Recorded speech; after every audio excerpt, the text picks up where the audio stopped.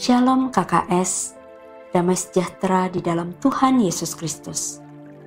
Pada pasal ini kita disuguhkan beberapa nama orang, yakni suami istri Naomi dan Elimelek, anak-anaknya Mahloh dan Kilyon, serta menantu mereka Orpa dan Rut. Keduanya orang Moab yang tidak menyembah Allah Israel.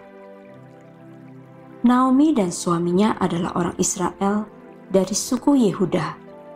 Kisah mereka sama halnya juga kisah kita, bahwa kebanyakan anak Tuhan panik ketika dilanda resesi, bencana kelaparan, dan mereka juga akhirnya mengungsi di Moab.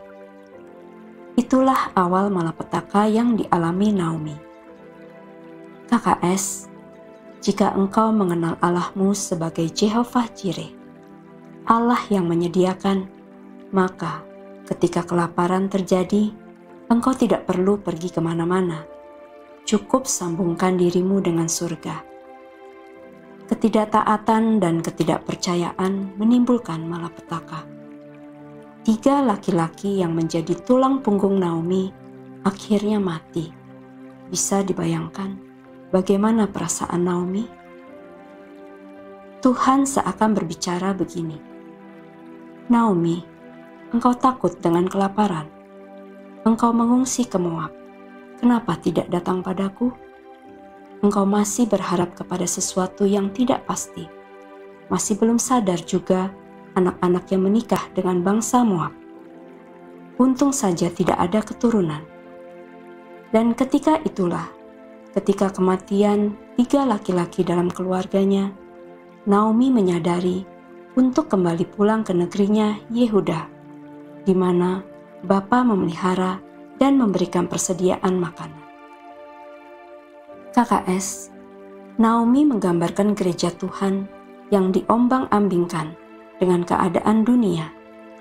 Namun, waktu Naomi menyadari kesalahannya, dia berbalik ke Yehuda, menunjukkan sikap hati yang penuh pertobatan, sehingga membuat surga bergerak menolongnya.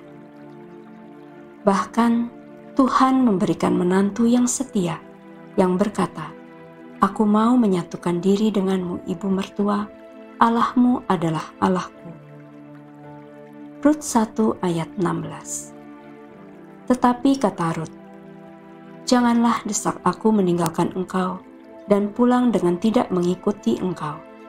Sebab kemana engkau pergi, ke situ jugalah aku pergi, dan di mana engkau bermalam, di situ jugalah aku bermalam. Bangsamulah bangsaku, dan Allahmulah Allahku." Rut 1 ayat 20-21. Tetapi ia berkata kepada mereka, "Janganlah sebutkan aku Naomi, sebutkanlah aku Mara, sebab Yang Maha Kuasa telah melakukan banyak yang pahit kepadaku. Dengan tangan yang penuh aku pergi, tetapi dengan tangan yang kosong, Tuhan memulangkan aku. Mengapa kamu menyebutkan aku Naomi? Karena Tuhan telah naik saksi menentang aku, dan Yang Maha Kuasa telah mendatangkan malapetaka kepadaku." Dalam kisah ini, kita dapat belajar dari karakter Rut. Kenapa Rut bernasib baik? Perhatikanlah keadaannya sebelumnya, dari kondisi yang tidak terhubung dengan surga, suami mati, menjadi miskin, hingga bertemu dengan Boas yang kaya raya. Bagaimana itu bisa terjadi? Coba renungkan. Ketika sekian tahun lalu, mungkin ada di antara kita yang sangat miskin. Miskin kasih sayang, miskin jasmani dan rohani, hidup sangat kering dan tidak punya harapan lagi. Kita punya kisah Rut yang membuat penasaran iman. Kalau Rut, bangsa asing berasal dari negeri kafir, bisa berubah hidupnya, apalagi kita, anak Bapa di surga, pasti juga nasib hidup kita bisa berubah. Mari renungkan Rut yang memiliki kalung rohani seperti pada Amsal 3 ayat 3 yang membuat dia mendapatkan perkenanan Tuhan dan perkenanan manusia. Mari KKS pelajari dengan sungguh-sungguh jika nasibmu ingin diubah Tuhan. Amsal 3 ayat 3-4. Janganlah kiranya kasih dan setia meninggalkan engkau. Kalungkanlah itu pada lehermu, tuliskanlah itu pada loh hatimu, maka engkau akan mendapat kasih dan penghargaan dalam pandangan Allah serta manusia. Kasih adalah Allah sendiri. 1 Korintus 13 ayat 4-8. Dan setia memiliki komitmen. Dan kita juga belajar tentang kitab Maleakhi 3 ayat 16, bahwa Tuhan memiliki kitab yang menulis nama-nama orang yang menghormati namanya. Jadi, kesetiaanmu dilihat Tuhan, dan bagaimana perkataanmu dapat dipegang, itu juga dilihat Tuhan. Tuhan membuat perbedaan antara orang fasik dan orang benar. Maleakhi 3 ayat 18. Rut diubahkan menjadi orang benar. Pertemuan dengan Boas mengubah nasibnya. Tidak hanya secara jasmani dengan menjadi istri orang kaya, tetapi secara rohani, Rut yang tidak memiliki anak, dibuat Tuhan melahirkan anak. Obed yang menjadi ayah Isa, ayahnya Daud.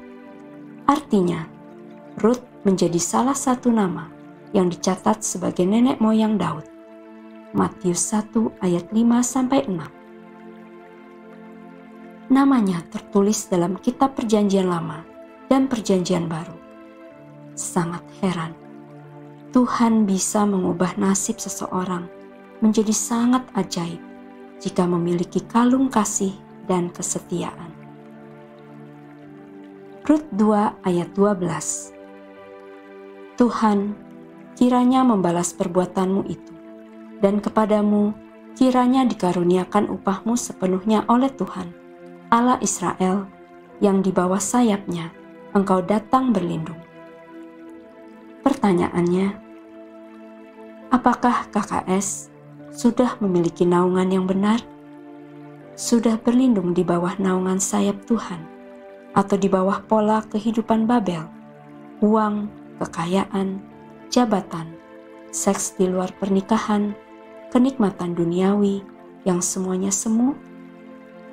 Sudahkah hatimu berpaut hanya kepada Allah Bapa saja? Mari periksa. Jika masih ada Allah lain di hidup kita, ada ikatan dunia, ada berhala, ada dosa yang kita tidak bisa tinggalkan, sehingga nasib buruk menimpa, segera dibereskan.